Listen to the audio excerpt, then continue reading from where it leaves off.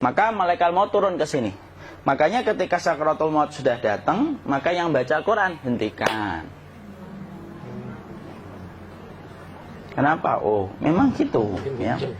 Jangan semakin kenceng. Ayo Pak, insya Allah Pak, gitu. Al-Baqarah Pak, Al-Baqarah Pak. Al-Kahfi, Al-Kahfi.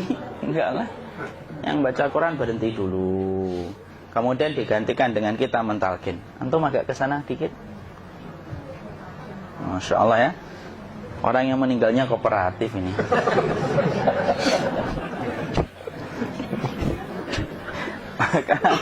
maka agak ke sini ya. Maka disunahkan kita untuk mentalkinnya. Nanti ketika mentalkin jangan terlalu sering, jangan terlalu membebani. Jangan terlalu sering itu la ilaha illallah, la ilaha illallah. Enggak gitulah. Berat nanti dia ngerasakan. Di situ Imam Qurtubi juga menyampaikan, jangan terlalu sering karena itu memberatkan dadanya. Jadi ketika mentalkin, saya sampaikan, boleh diganti atau enggak Ustadz? Enggak lah, talkin itu ibadah. Ibadah itu tauqifiyah. Tauqifiyah itu enggak usah diganti.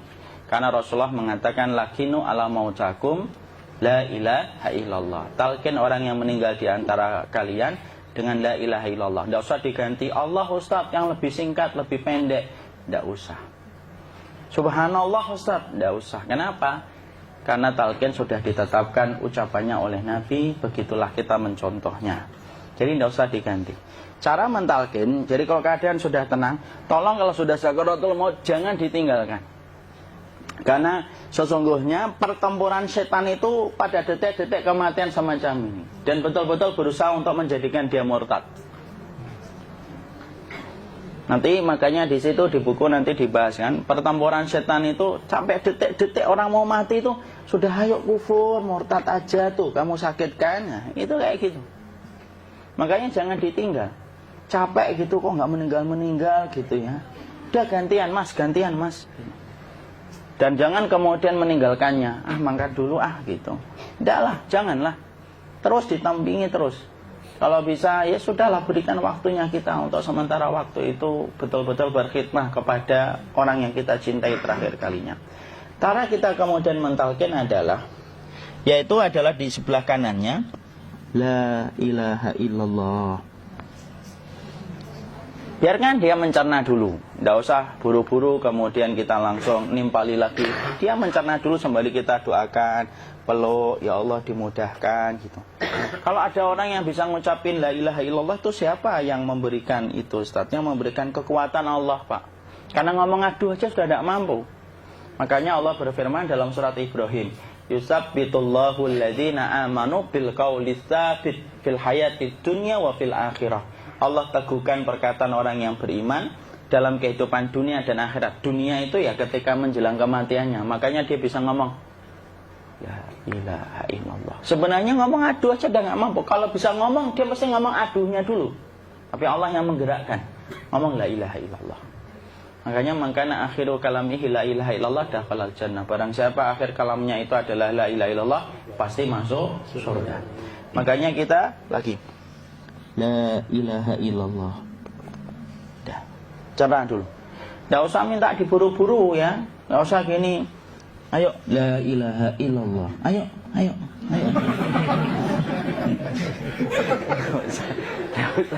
Enggak usah gitu. Ya, biarkan dia pelan-pelan gitu. Ayo tapak, ya Allah capek saya Pak. Enggak usah gitu. Dia ucapkan la ilaha illallah. Kemudian dia mencerna. Lalu kalau dia sudah mengatakan, untuk mengatakan la ilaha illallah. Nah, kalau sudah mengatakan la ilaha illallah, berarti sudah. Tidak usah ditalkin lagi, tidak usah. Belum meninggal juga Ustaz? Tidak apa-apa, biarin aja. Dia di situ aja. Kecuali dia ngomong lagi dan gak usah diajak ngomong alhamdulillah ya Pak, ya Allah gitu. Terus dia jawab alhamdulillah. Itu berarti ucapan terakhirnya alhamdulillah. Atau ketika habis ditalkin la ilaha illallah, dia ngelihat air. Nah, itu berarti ucapan terakhirnya air. Talkin lagi. Nggak usah marah. Aduh Pak minta air. Kuncinya mau minta air nanti aja dikubur gitu loh. Jangan gitu. Biarin aja. Jangan kemudian setelah la ilaha illallah La ilaha illallah. Terus, ayo tutup, awas ya ngomong lagi ya. Nggak usah gitu juga. Maka kemudian setelah la ilaha illallah sudah, nggak usah diajak ngomong gitu.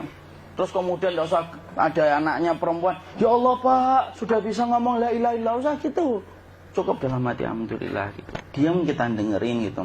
Disitulah nanti biasanya tadi detik dia terakhir. Dia nanti ngeliat di sini Pak, prosesnya itu. Nanti kaki langsung sebagian jempol dingin dia. Kaki, telapak kakinya langsung kalau kita geningkan dingin kayak kaki yang kena AC langsung.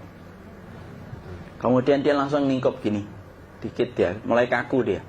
Atau kalau enggak, gini dia. Langsung kayak jatuh, kayak kepala nanti yang paling terakhir. Kepala itu pasti ada gerakannya Pak, ini meninggal itu. Pasti gitu. Pasti gitu. Karena apa? Sudah tidak ada beban ruh yang menahannya. Ya, cabut ya, set pelan, maka kemudian malaikat itu. Tapi tetap sakit lah, walaupun dikatakan ringan, tetap sakit. Maka kemudian sakit gitu, ngelewatin sini, jantung kemudian sudah tidak berfungsi, kemudian ginjal Pak, ngelewatin ginjal tidak berfungsi. Bapak bayangkan kan, kalau yang pernah sakit batu ginjal Pak, sepakat nggak kalau kita batu ginjal itu sakitnya luar biasa Pak? Itu baru titik batu kecil di ginjal. Kita bisa bayangkan tiba-tiba ginjal tidak berfungsi. Sakitnya kayak apa Pak? Tiba-tiba ginjal nggak berfungsi, pankreas naik, kemudian tek jantung. Jantung ini dia masih hidup dia, di sininya masih hidup walaupun jantungnya sudah berhenti. Naik. Kemudian mata, dia ngelewatin mata. Organ tubuh yang paling setia sama ruh itu mata. Maka kemudian mata dia ngelihat dia, set. Ngelihat set keluarnya, set naik dia. Nah, dilihat ini sama dia. Makanya Rasulullah mengatakan innar ruha idza qubida tabi'ahul basar. Ruh itu kalau dicabut, mata itu ngikutin kemana perjalanan ruh itu. Makanya ada yang meninggalnya gini. Ya itu bukan tanda su'ul khatimah. Itu tanda fitrahnya mata ngikutin ruh. Atau kemudian bukanya sedikit. Ada yang kayak senyum Pak. Ada yang kesini yang keringetan. Nah, itu tanda husnul khatimah. Ada yang senyum. Jadi sakitnya setelah selesai itu plong gitu loh. Makanya kemudian ada yang tersenyum.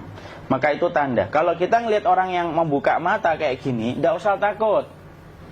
Cepat-cepat kemudian kita nanti tutup. Biasanya kalau terlalu lama, itulah yang menjadikan ini tidak bisa ditutup. Makanya harus pakai kapas akhirnya.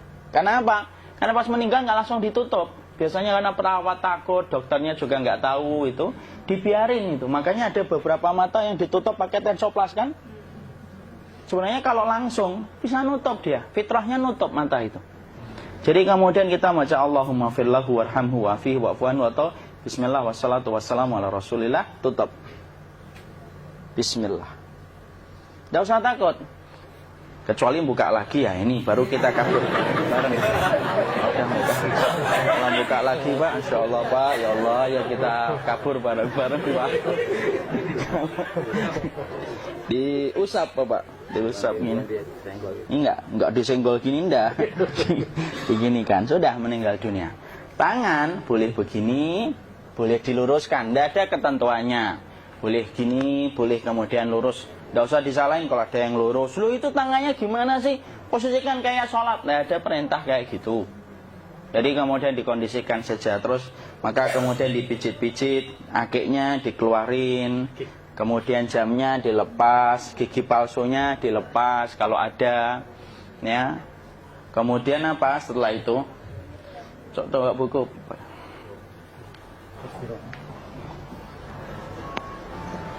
Kemudian kalau bisa awal-awal kemudian taruh buku atau sesuatu yang agak berat di perutnya ketika baru meninggal dunia.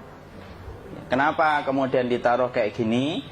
Bukan apa-apa, supaya membantu sisa-sisa pencernaan dia untuk keluar. Nanti Pak, biasanya kalau kita taruh agak yang berat gini atau kemudian kita gini-gini kan, ini udah makan belum lagi? Udah makan belum makan kok udah gede ya? Maka pencet-pencet kayak gini biasanya nanti ketika dimandikan, nah pas dimandikan diginikan saja.